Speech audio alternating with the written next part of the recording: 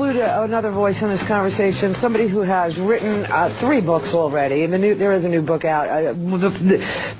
Both books written by Williams. I never know what to call him. Everybody calls him Will. All right, but I've always called him William Rivers Pitt. Very cumbersome, but he's a New York Times internationally best-selling author of War in Iraq, What Team Bush Doesn't Want You to Know. And then he wrote another book called The Greatest Sedition is Silence. And now he's got a new book called, and I love the title of it, he calls this one The House of Ill Repute, Reflections on War, Lies, and America's Ravaged Reputation. It's available in paperback, keeps the cost nice and low for you, so you can grab that thing. You can get information about it on Amazon. You can go to the RandiRhodesShow.com and order the book, and welcome him now to the show. And what do I call you after a while? I'm calling you Will. I'm done. I guess we'll just have to settle for Will. How you doing? How are you? Long time no talk. I am hanging in. How about yourself? I'm all right. I'm a little upset about this Walter Reed story that broke over the weekend, and the audience has been amazing on this. And just to bring you into the conversation, I had a caller yesterday from Seattle named Kathleen who had this really unbelievable idea of taking all these guys on, bureaucratic hold who are in these outbuildings at Walter Reed but can't get their appointments seen to because they have to bureaucrats have to sign off on an appointment for a guy whose all his teeth were knocked out of his head by shrapnel. And he's about to go to the dentist. I mean, there's thousands of stories like, but this is just the one. He has to go to the dentist, and he's got the appointment. But then they say, oh, you can't see the dentist because the bureaucrats didn't sign off on your paperwork. I mean, it's over and over, and there's almost 1,000 of these guys. So Kathleen called yesterday at the end of the show, and she had this really cool idea where we call the governors of each of our states. The governors then reclaim the state's troops, bring them back to the state, and put them in public hospitals or private benevolent hospitals, and then the community brings them back with a big giant ceremony, a big parade, and then we start to ask for pro bono lawyers to help them get through this paperwork. 22 bureaucracies have to assign them their disability rating. So we want the pro bono lawyers to show up and help them with the paperwork. We want employment agencies to help them find jobs.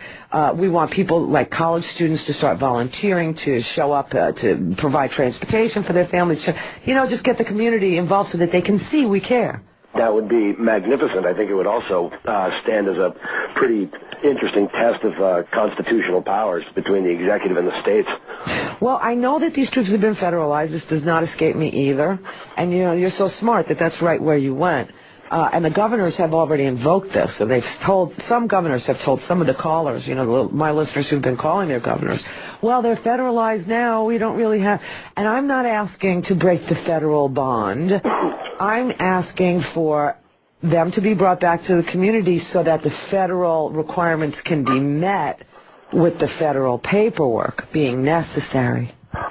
I definitely think it's worth looking into. Yeah. I mean, it can't be the situation we're dealing with the way these troops are getting treated is it beggars my ability to describe it. It's beyond, and there's a sort of an awful historical irony. Do you know where the term red tape comes from? No. When all of the Civil War, this is my understanding of it, all of the Civil War veterans had to go all the way to Washington and stand in long lines to wait for, excess pay, veterans benefits, whatever they were owed for their service.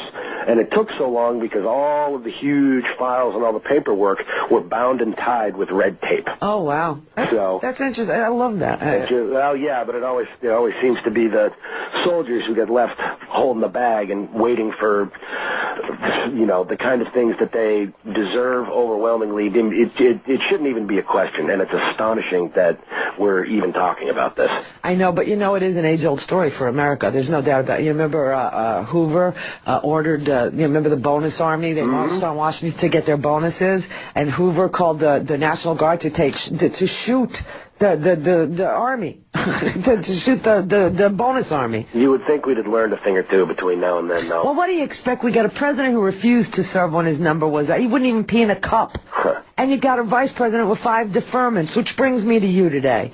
I read your piece on on Truth Out. That's where I, keep up with you and your activities, and I'm always glad when you write.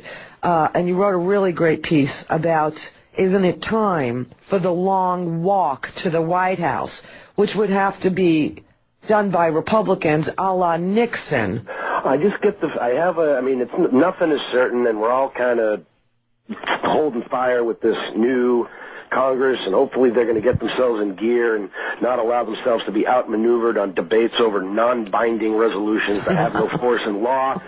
You know, I'm sort of holding my breath and turning a little blue, but I have in the back of my head that George and the boys have become so accustomed to blowing off and ignoring Democrats, not to mention anyone who is not sort of absolutist in the belief that this stuff will work because they say it will.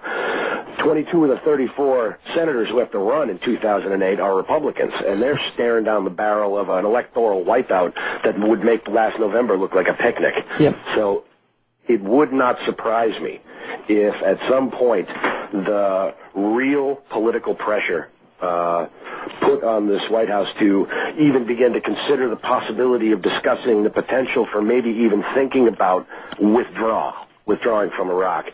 That pressure, I think, may well come from the Republican side of the aisle for no other reason than these guys don't want to, get torpedoed any worse than they have been already by these guys. Yeah, I liked it. I liked it a lot, which is why I called you. And I knew that I was going to talk about Walter Reed again today because I'm not going to stop until these guys are taken care of. And I thought, well, let's help the poor Republicans out because I don't have a problem as long as the troops get helped. Let's help these poor Republicans out and let's give them this issue as well. You know that you're right. 22 of the senators have to run again in 2008 for 6 more years. They are Republicans. They are looking to distance themselves from this president, and this is an issue that is as American as apple pie. It knows no party. It's not a Democratic issue. It's not it's an American nightmare, and they can fix it. And they can actually, this appropriations bill is coming up for military appropriations. And Murtha and Pelosi have had their patriotism questioned by a vice president on foreign soil. He called it in from foreign soil in Japan yesterday, questioning their patriotism, saying they were helping the Al-Qaeda. What was the exact words he used? The agenda of Al-Qaeda is being furthered by the Democrats. Yeah. Well, this is such an old. I mean, it's astonishing that they still deploy these lines. I mean, it beggars imagination to think that people are still being swayed by this. I got to believe these cue cards are getting a little dog-eared because they've been used so often that Murtha, I'm sure, is quite used to getting challenged like this. After all, this is the decorated Marine veteran who got called a coward on the floor of the House. By the likes of Gene Schmidt. Yeah, because he dared to say that things have gone wrong and they need to be fixed and we need to do something about this. So I'm sure, the Representative Murtha, it's like water off a duck's back. It doesn't surprise me. Well, what I'm driving at is that this appropriations bill is going to shed light on the fact that the troops didn't get support even before they were deployed, not even while they were in the combat zone. You got guys with no combat training in the combat zone, no armored vehicles in a combat zone. They don't have the radio jammers to defeat the IEDs in a combat zone. They didn't have the proper helmet lining. They didn't have the proper vest. They didn't have anything that they needed. And now they're coming home, and they're fighting a second war with the bureaucracy to get their benefits. So I just think that this behooves the 22 senatorial Republicans who offer their services again for their states to peruse, and that if they would step up to the plate, realize that the president is going to be shown as a guy who never supported the troops going in, didn't support them while they were there, certainly doesn't support them on their way out, then the Republicans might want to take the long walk because this is an American issue. Absolutely, and I think